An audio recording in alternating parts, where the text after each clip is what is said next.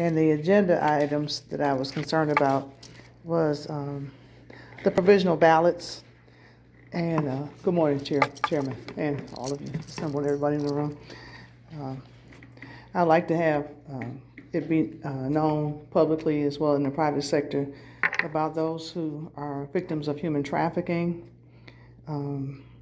domestic violence, chemical addiction agents, in-house people who are in half houses, so that their voting rights would not be violated and eliminated. I want to make sure that the provisional process and their voting ballots are included in these elections. And not to be an offense to anyone, but I do have a question, Chairman and board members. When you pick your contractors, I would like to know if they're inclusive of female business owners, people who are non-white male business owners, but inclusive of all people that are business owners. And if not, would you please look into that? And then my other concern, why I originally came here, was, Chairman, I've come to you in the past because I've been a candidate in multiple elections. This is my fourth attempt to run for president for 2020. In 2008, when I ran, my ballot disappeared. And it never was located, and someone put in the system that I lived in Beechwood, knowing that I lived in Cleveland. My ballot never reappeared. And I'm bothered by that because people lost their lives for their right to vote, for people's rights to vote, and no one took the time to correct it.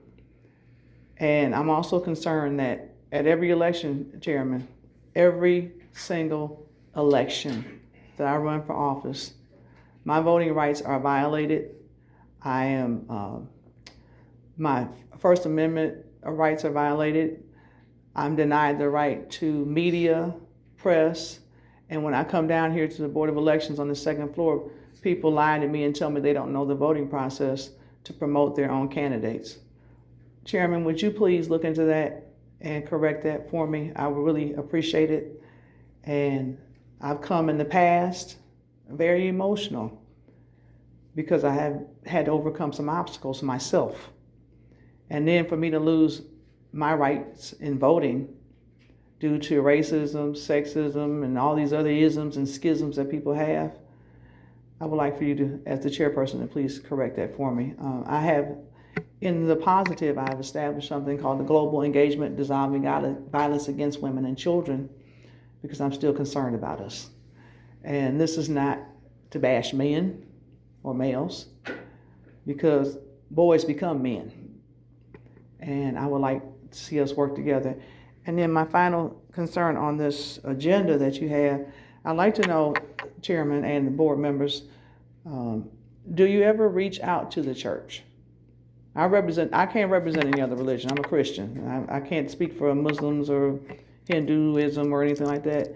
And if not, I invite you once again to reach out to the true church, to make people aware there's too much ignorance in the church. The church doesn't want to address domestic violence. It doesn't want to address voting. It doesn't want to address anything, but it wants to take money. And I'm asking you to please reach out to the church, and I will be a conduit for you to do so. Thank you very much. Thank you, Ron. The meeting is running late. I mean, our board members would like to go in executive session to discuss this email. We can do that.